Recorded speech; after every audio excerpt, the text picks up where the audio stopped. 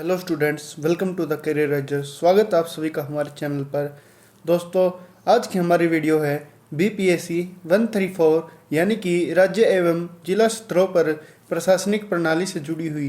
दोस्तों, आज की हमारी इस वीडियो में हम बात करेंगे बीपीएससी 134 के कुछ इंपॉर्टेंट टॉपिक्स के बारे में जो आपके आने वाले इग्नू एग्जाम में बेहतर साबित हो सकते हैं और आपको अच्छे मार्क्स लेने में मदद कर सकते हैं। तो दोस्तों, वीडियो को लास्ट तक जरूर देखिएगा और साथ ही चैनल को सब्सक्राइब करिए और वीडियो को लाइक कीजिए। और आपको जिस टॉपिक्स पर वीडियो चाहिए आप उसे नीचे कमेंट कर बता सकते हैं। तो दोस्तों, बिना किसी देरी के शुरुआत करते हैं आज की हमारी इस वीडियो की। दोस्तों, बीपीएससी 134 में हमें 14 चैप्टर दिए गए हैं, जिनमें से आज हम खंड 1 के फर्स्ट चैप्टर के बारे में बात करेंगे, जिसमें कि हम राज्य और जिला स्तर पर प्रशासन के विकास के बारे में जानेंगे। तो दोस्तों, शुरुआत करते हैं आज की हमारे इस फर्स्ट लेक्चर से। दोस्तों, इसके अंदर हमें इसका संदर्भ और पाठ्यक्रम प्रस्तावना दी गई है। दोस्तों, इस पाठ्यक्रम प्रस्तावना में बताया गया है कि किस तरह से प्रशासन विभिन्न इकाइयों के तौर पर जिला और जिले के अंदर किस प्रकार से कार्य करता है और भारतीय राज्यों के संघ में विकास में योगदान देता है। दोस्तों, इसके अंदर हम राज्यपाल, मुख्यमंत्री और विधानमंडल और राज्य सचिवालय की भूमिकाओं के विश्लेषण को भी देखेंगे। पाठ्यक्रम में दोस्तों सचिवालय, राज्य सेवा और लोक सेवा आयोग, राज्य योजना बोर्ड, राज्य वित्त आयोग, राज्य निर्वाचन आयोग, लोक आयुक्त और न्यायपालिका के बारे में भी विस्तार से चर्चा की गई है। क्योंकि जिला कलेक्टर प्रशासन का आधार स्तंभ होता है, यानी कि आप देखते हैं डीएम या डीसी होता है, वो ही किसी जिले की आधारभूत संरचना या विकास के कार्यक्रमों को या नीति निर्माण को देखता है। इसलिए जिला स्तर पर उसकी भूमिका और कार्यों का भी वर्णन किया गया है। यह देखा गया है कि नागरिकों को अपने दैनिक जीवन में प्रशासन से संपर्क निरंतर बढ़ता जा रहा है। अतः पंचायती राज और नगर पालिका प्रशासन का विवरण प्रस्तुत किया गया है। लोकतांत्रिक शासन और सामाजिक आर्थिक विकास एक और राजनीतिक नेताओं और प्रशासकों के बीच सहयोगात्मक और सौहार्दपूर्ण संबंधों और दूसरी ओर सरकार और नागरिकों के बीच संबंधों पर निर्भर करते हैं। पाठ्यक्रम के अंत में केंद्र और राज्यों के साथ राज्यों की स्थानीय निकायों के बीच प्रशासनिक संबंधों के उभरते हुए मुद्दों पर भी चर्चा की गई है। इस पाठ को 3 खंडों और 14 इकाइयों में विभाजित किया गया है। दोस्तों, आज हम खंड 1 के चैप्टर 1 के बारे में पढ़ेंगे, क्योंकि खंड 1 में चैप्टर 1 ही है, जो कि है राज्य और जिला प्रशासन का विकास। दोस्तों, जैसा कि आपको पता है, भारतीय संघ राज्यों का संघ है। हमारे संविधान के अनुसार भारत को राज्यों का संघ कहा गया है, क्योंकि भारतीय संघ में राज्यों के विकास का पता भारत में ब्रिटिश शासन से लगाया जा सकता है। राज्य प्रशासन की नींव प्राचीन काल में रखी गई थी और इसका विकास भारतीय इतिहास के विभिन्न कालखंडों में जारी रहा। जैसा कि आप देख सकते हैं कि मौर्य प्रशासनिक कालीन व्यवस्था या गुप्त कालीन प्रशासनिक व्यवस्था या फिर मुगल कालीन प्रशासनिक व्यवस्था में किस प्रकार प्रशासन में बदलाव हुए, और फिर मॉडर्न समय में आकर, आधुनिक काल में आकर अंग्रेजों द्वारा या ब्रिटिशरों द्वारा किस तरह से प्रशासन में बदलाव किए गए और संरचना को एक मॉडर्न तरीके से लागू किया गया, जो कि आज भी हम अपने जिला स्तर या राज्य स्तर पर देखते हैं। दोस्तों, जिला राज्य प्रशासन की एक इकाई के रूप में अतीत से अस्तित्व में रहा है और सभी साम्राज्यवादी शक्तियाँ, गुप्त, मुगल और अंग्रेजों ने मौर्य द्वारा विकसित क्षेत्रीय पैटर्न को अपनाया है और जिले को वास्तव में एक उपराज्य बनाया है, यानी कि जिले को एक उपराज्य की संज्ञा दी गई है। जिला प्रशासन अंग्रेजों द्वारा भारत को दी जाने वाली सबसे महत्वपूर्ण संस्थागत विरासतों में से एक था। प्रशासनिक प्रणाली की एक इकाई के रूप में यह नागरिकों और प्रशासन के बीच संपर्क का एक महत्वपूर्ण बिंदु रहा है। जिला कलेक्टर की संस्था प्रशासन की धुरी के रूप में बनाई गई थी, यानी कि जिला कलेक्टर के अंतर्गत ही जिले के अंदर सभी कार्यों का निष्पादन किया जाता है। इसने राजस्व, प्रबंधकीय और सामान्य प्रशासनिक कर्तव्यों को संयोजित किया गया है, यानी कि इसके अंदर भूमि निदान से जुड़े हुए संबंध या प्रबंधकीय, यानी कि जिले के अंदर जितने भी प्रकार के प्रबंधन के कार्य हैं वे सब, या फिर सामान्य प्रशासन के जो कि हम अपने आसपास देखते हैं, कर्तव्यों को सुनियोजित किया गया है। लेकिन पूरे देश में इसे ब्रिटिश सत्ता, प्रभाव और प्राधिकार बनाने रखने के लिए अत्यंत आवश्यक माना गया है, यानी कि पूरे देश में ब्रिटिश सत्ता का प्रभाव और उनका अधिकार बनाने रखने के लिए इसको लागू किया गया था, लेकिन आज के समय में हम इसे सरकार के वर्चस्व या सरकार के शासन को लागू रखने के लिए इसका उपयोग करते हैं। जैसा कि हमने पहले खंड BPSC 133 में पढ़ा था कि भारतीय प्रशासन के विकास के बारे में हमने इसमें 4 इकाइयों में विभाजित किया गया था, यानी कि प्राचीन कालीन, इतिहास और मध्यकालीन, और फिर ब्रिटिश कालीन, और फिर निरंतरता और भारतीय प्रशासन में परिवर्तन 1947 के बाद से। इसलिए इस इकाई में हम भारत में राज्य और जिला प्रशासन के विकास का वर्णन करेंगे। इसके अलावा यह इकाई भारतीय इतिहास के प्राचीन काल से मौर्य काल, गुप्त काल प्रशासन पर ध्यान केंद्रित करेगी, क्योंकि वे समकालीन प्रशासन की महत्वपूर्ण विशेषताएं प्रतिबिंबित करते हैं। क्योंकि हम देखते हैं कि हमारे इतिहास में या मौर्यकालीन इतिहास और गुप्तकालीन इतिहास में जो बदलाव प्रशासन के अंदर किए गए हैं, जो कि त्यों हम आज के समय में भी अपने प्रशासन के अंदर उन संगठनों व इकाइयों को देखते हैं जो कि त्यों चले आ रहे हैं। फिर आगे चलकर मुगल काल के दौरान प्रांतीय प्रशासन और जिला प्रशासन का वर्णन किया गया। अंतिम भाग में भारत में राज्य और जिला प्रशासन की पृष्ठभूमि को समझने के लिए राज्य कार्यपालिका, जिला प्रशासन और ब्रिटिश काल के दौरान जिला कलेक्टर के कार्यालय में एक विकास की व्याख्या की गई थी। दोस्तों, इसमें हम खंड 2 की चर्चा दी गई है और इकाई 3 की चर्चा की गई है, जिसे हम अन्य इकाइयों के साथ बाद में देख लेंगे। तो आज हम अपने फर्स्ट चैप्टर की शुरुआत करते हैं।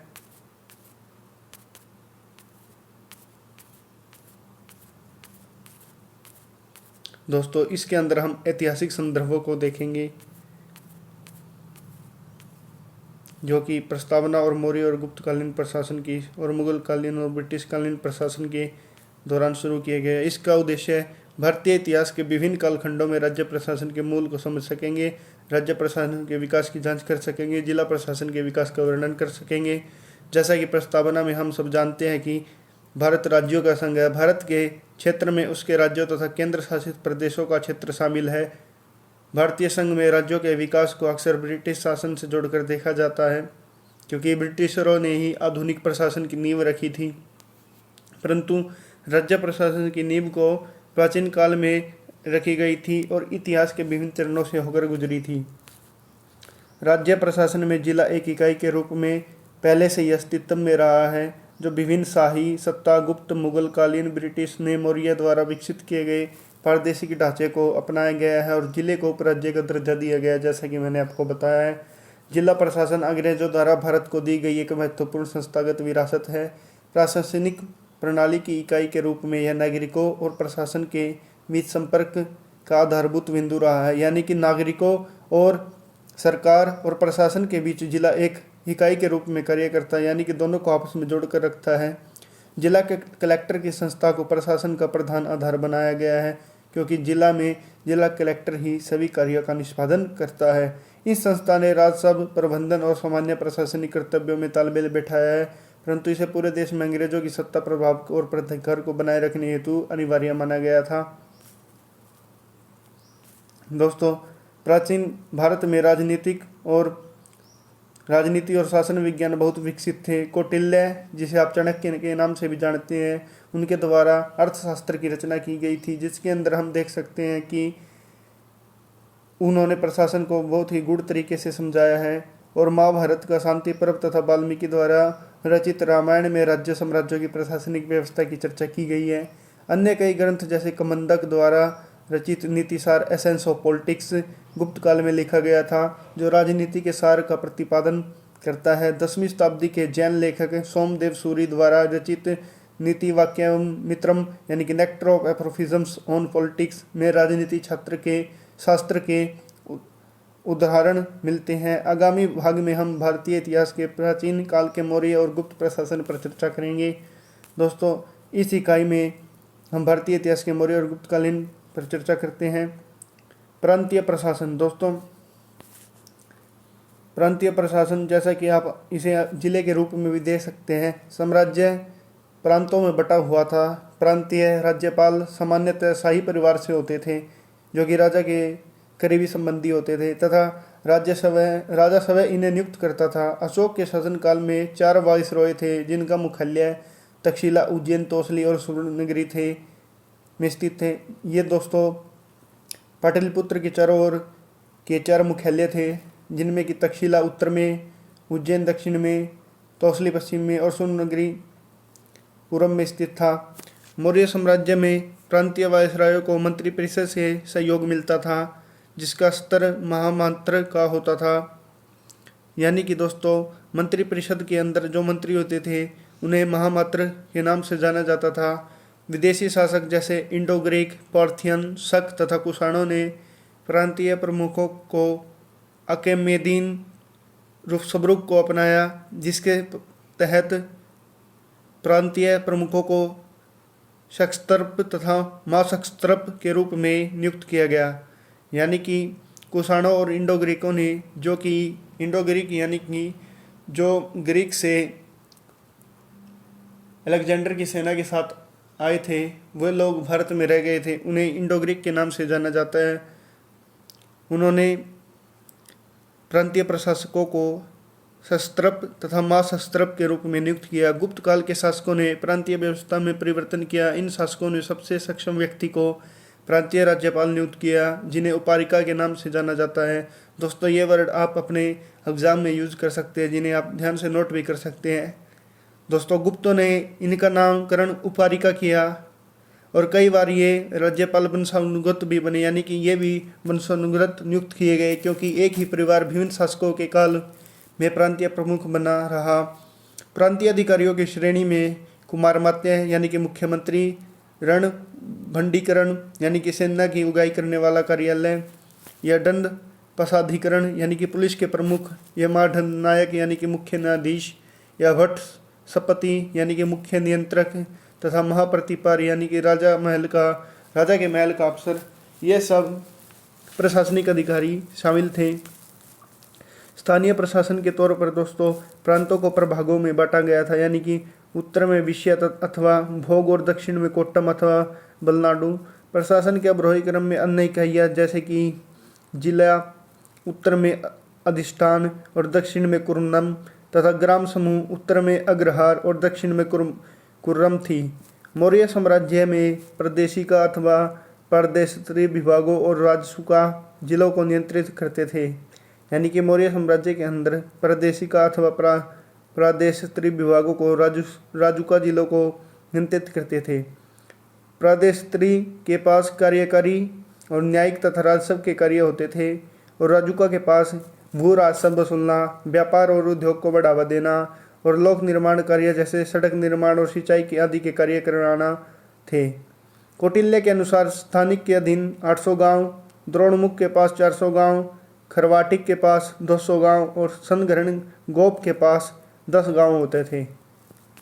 गुप्त काल में स्थानीय प्रशासन सुव्यवस्थित था। जिले के समूह को भुक्ति और जिला को विषय कहते थे। उपारिका नाम से पहचाने जाने वाले अधिकारी जिनकी नियुक्ति स्वयं शासक करते थे, भुक्ति के अधिकारी हुआ करते थे। विषय के अधिकारी को विषयपति कहा जाता था, जिनकी नियुक्ति कभी उपारिका करते थे और कभी शासक। विषयपति का कार्यालय सुव्यवस्थित होता था और उनके पास सभी अभिलेख और नथी फाइलें होती थीं।